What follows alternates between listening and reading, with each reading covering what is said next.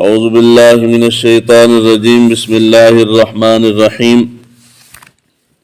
باب تاخیر الظہر الی العصر عن ابن عباس ان النبی صلی اللہ علیہ وآلہ وسلم صلی بالمدینة 87 الظہر والعصر والمغرب والعشاء فقال ایوب لعلہ فی لیلة المطیرة قال عصا باب اسم من فاتته العصر عن ابن عمر ان رسول اللہ صلی اللہ علیہ وآلہ وسلم قال الذي تفوته صلاة العصر كأنما وطر اہلہ ومالہ۔ پہلا باب ہے، امام بخاری نے قائم کیا ہے ظہر کی نماز کو مؤخر کرنا عصر کی نماز تک۔ اس کے تحت روایت ہے حضرت عبداللہ بن عباس رضی اللہ تعالیٰ عنہ، وہ روایت کرتے ہیں کہ ہم نے مدینہ میں حضور صلی اللہ علیہ وآلہ وسلم کے ساتھ 7 رکعتیں اور 8 رکعتیں نماز پڑھی ہے، ظہر اور عصر کی، مغرب اور عشاء کی۔ تو حضرت ایوب انہوں نے کہا کہ شاید وہ رات جو ہے، یعنی جس دن کو یا جس رات کو یہ نماز پڑھی گئی ہے وہ رات بارش کی رات تھی کہ یا بارش کے آنے کا امکان تھا، یعنی دونوں چیزیں تھیں، یعنی آندھی وغیرہ، طوفان وغیرہ وہ چل رہا تھا، بارش آنے کا امکان تھا، یا وہ بارش والی رات تھی۔ اس حدیث مبارکہ کے تحت مسئلہ یہ بیان ہو رہا ہے کہ اگر کوئی ایسے حالات بن جائیں، ہنگامی حالات ہوں، شدید بارش ہو، بارش وقفہ نہ دے نماز پڑھنے کا، مسجد میں آنے کا، یا طوفان ہو یا کیچڑ ہو یا کوئی ایسا مسئلہ ہو، تو 2 نمازوں کو اکٹھا جمع کرنا جائز ہے۔ حقیقی معنوں میں 2 نمازیں جمع نہیں ہوں گی، عرف میں عام معنی کے اندر وہ جمع ہو جائیں گی۔ جمع سے مراد یہ ہے، طریقہ یہ ہے کہ ظہر اور عصر کو اکٹھا کرنا، آپ نے ملا کے پڑھنا ہے، تو ملا کے یہ نہیں ہوگا کہ آپ ایک سلام میں 8 رکعتیں پڑھ دیں، یعنی 8 رکعتوں کی نیت کی اور 8 رکعتیں ایک ہی بعد اکٹھی پڑھ دی، ایسے نہیں ہوتا۔ 2 نمازوں کو اکٹھا کرنے کا طریقہ یہ ہے کہ ظہر کی نماز کا آخری وقت، یعنی ختم ہونے سے پہلے، ظہر کا وقت ختم ہونے سے پہلے آپ نے ظہر کے 4 رکعت پڑھی، اس کے بعد عصر کی نماز جو ہے وہ اس کے ابتدائی وقت میں پڑھ لیں، یعنی ایک ٹائم ختم ہو رہا ہے، دوسرا شروع ہو رہا ہے، تو دونوں کو، ایک کو آخر پہ اور دوسرے کو شروع میں پڑھ لی۔ یہ ہے 2 نمازوں کو اکٹھا کرنا، یعنی حقیقتاً یہ 2 نمازیں اکٹھی نہیں ہوئیں، اپنے اپنے وقت میں پڑھی گئی ہیں۔ بے شک ایک ذرا تاخیر سے پڑھی گئی ہے اور ایک ذرا جلدی پڑھی گئی ہے، مگر پڑھی اپنے وقت کے اندر ہی گئی ہیں اور اپنی اس اصل حالت میں پڑھی گئی ہیں، اس کو تبدیل نہیں کیا گیا۔ یہ 8 رکعتیں ہو گئیں، یعنی ظہر کی 4 اور عصر کی 4، تو یہ 8 رکعتیں، یعنی ظہر کی نماز کو آپ نے آخر میں، آخری وقت کے اندر پڑھا، جب وقت ختم ہونے والا تھا۔ عصر کی نماز کو جیسے ہی ٹائم شروع ہوا تو آپ نے پڑھ لیا، تو 4 اور 4 8 ہو گئی۔ اسی طرح مغرب ہے، مغرب اور عشاء کو اکٹھا کرنا، یعنی مغرب کا وقت جب ختم ہو رہا ہو اس وقت مغرب کی 3 رکعت پڑھ لینا، اور عشاء کا جیسے ہی ٹائم شروع ہو تو ساتھ ہی عشاء کی 4 رکعت پڑھ لی جائیں، تو یہ 7 رکعتیں ہو گئیں۔ یعنی حقیقتاً یہ 4 نمازیں جو ہیں وہ اپنے وقت کے اندر پڑھی جائیں گی۔ اس حدیث مبارکہ کو اور قرآن مجید کی ایک آیت مبارکہ کو جس کے اندر اوقات کا بیان ہے، اس کو دلیل بنا کے اہل تشیع ہیں، انہوں نے 5 نمازوں کو 3 کیا ہے۔ ایک فجر کی نماز ہوگی، ایک ظہرین اور ایک مغربین غالباً، اس طرح، یعنی ایک نماز اکٹھی اکیلی پڑھتے ہیں فجر کی، اور باقی 2 کو اکٹھا کر کے ملا کے پڑھ لیتے ہیں۔ یہ چیز پہلے بیان ہو چکی ہے کہ حضور صلی اللہ علیہ وآلہ وسلم کے بہت سارے اعمال جو ہیں وہ بیان جواز کے لیے ہوتے ہیں، وہ لازماً اس طرح کرنا یا اس طرح حکم نہیں ہوتا کہ تم لازمی اسی طرح ہی کرو۔ یعنی ہنگامی حالات کے اندر، مثال ہے میں بیمار ہوں، میں کھڑا نہیں ہو سکتا، تو میں کیا کروں گا؟ میں بیٹھ کے پڑھوں گا۔ حضور صلی اللہ علیہ وآلہ وسلم سے بھی ثابت ہے حضور نے بیٹھ کے نماز پڑھی ہے، اسی طرح ہے نا جی، حتیٰ کہ حضور نے بیٹھ کے جماعت بھی کروائی ہے۔ تو کوئی بندہ اس حدیث مبارکہ کو، اس روایت کو لے لے اور کہے کہ جی میں نے کھڑے ہو کے جماعت کو نہیں کروانی، میں بیٹھ کے کرواؤں گا، یہ دیکھو حدیث سے ثابت ہے، یہ تو جہالت ہے بھی۔ حضور نے بیٹھ کے جماعت کروائی ہے تو وہ کسی عذر کی بنا پہ کروائی ہے، اسی طرح نا جی، کوئی بندہ اگر بیٹھ کے پڑھ رہا ہے تو کسی عذر کی وجہ سے پڑھ رہا ہے. اگر ایک صف کے اندر 5 بندے بیٹھ کے نماز پڑھ رہے ہیں تو باہر سے کوئی بندہ آیا اور کہے کہ جی یہ 5 یہ بیٹھے ہوئے تو میں نے بھی بیٹھ کے پڑھنی ہے. ان کا بیٹھ کے پڑھنا درست ہے، عام صحت مند بندے کا بیٹھ کے پڑھنا درست نہیں ہے. اسی طرح حضور صلی اللہ علیہ وآلہ وسلم نے اس ہنگامی حالات کے اندر 2 نمازوں کو جمع کیا ہے تو آپ کا وہ جمع کرنا درست ہے. ہم جمع کریں گے تو ہمارا کرنا درست نہیں ہے، کیونکہ یہاں کوئی قیامت نہیں آئی.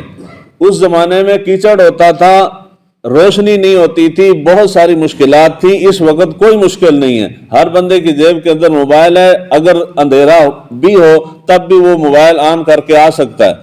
کیچڑ ہوتا تھا، سڑکیں گلیاں پکی ہیں، کوئی مسئلہ نہیں ہے.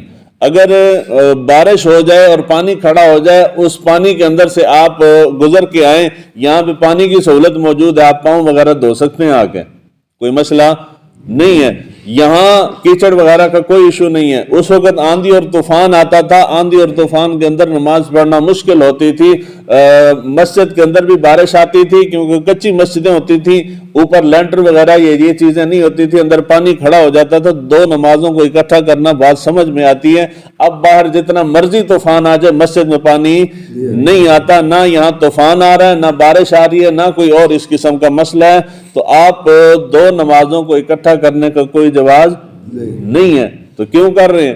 اب ہر ساری سہولتیں لے کے بھی 2 نمازیں اکٹھی پڑھنی ہے تو وجہ، یعنی کوئی عذر ہو تو کر سکتے ہیں، اگر عذر نہ ہو تو نہیں کر سکتے. یہ سیم اسی طرح ہے جیسے کوئی عذر ہو تو آپ بیٹھ کے نماز پڑھ سکتے ہیں، عذر ہو تو آپ لیٹ کے پڑھ سکتے ہیں، مگر عذر نہ ہو تو پھر آپ کو بیٹھ کے پڑھنا آپ کی نماز ہوگی ہی نہیں.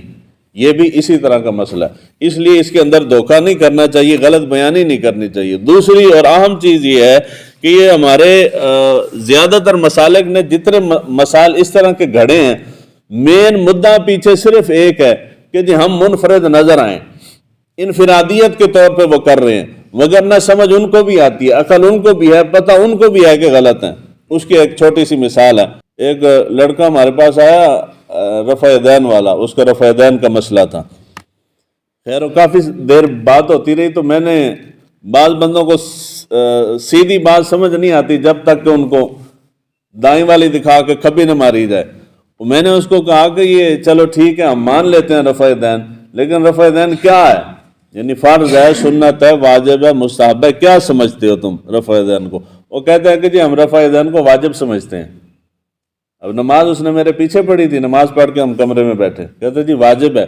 تو میں نے کہا اس کا مطلب یہ ہے کہ اگر واجب ہے تو نماز کے اندر واجب چھوٹ جائے تو نماز تو نہیں ہوتی. تم نے میرے پیچھے نماز پڑھی ہے اور میرے پیچھے اور بھی پوری صف کھڑی ہوئی تھی، میں نے رفع دین نہیں کیا تو میں نے واجب چھوڑا ہے. امام کی نماز نہیں ہوئی، تمہاری کہاں سے ہوئی ہے؟ تو پیچھے کسی کی نہ ہوئی. جب میری نماز جو جاتی رہی تو پوری جماعت کی بھی نماز جاتی رہی. میں نے کہا جی تمہاری بھی نہیں ہوئی تو میری بھی نہیں ہوئی، پیچھے جتنے لوگ کھڑے تھے ان کی بھی نہیں ہوئی. پھر بات یہاں تک نہیں رہتی، پوری دنیا کے اندر آپ عالم اسلام کے اندر چلے جائیں، اکثریت لوگ وہ ہیں جو رفع دین نہیں کرتے، تو پھر نمازیں ان کی بھی نہ ہوئی. پھر حضور صلی اللہ علیہ وآلہ وسلم کے صحابہ میں اکثریت، ایک آدھ کی روایتیں تو بخاری اور مسلم کے اندر موجود ہیں، مگر خلفائے راشدین میں بھی اکثریت وہ ہیں کہ جو رفع دین نہیں کرتے تھے، پھر نمازیں ان کی بھی نہ ہوئیں.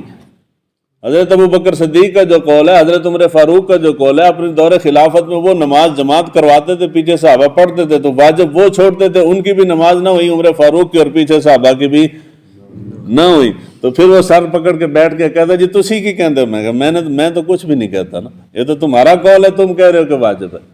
یعنی مسئلہ جو مسئلہ جس لیول کا ہے اسے وہاں تک رکھیں تو مسئلہ نہیں بنتا. جب آپ اس کو بڑھا کے انا کا مسئلہ بناتے ہیں تو پھر مسائل بن جاتے ہیں.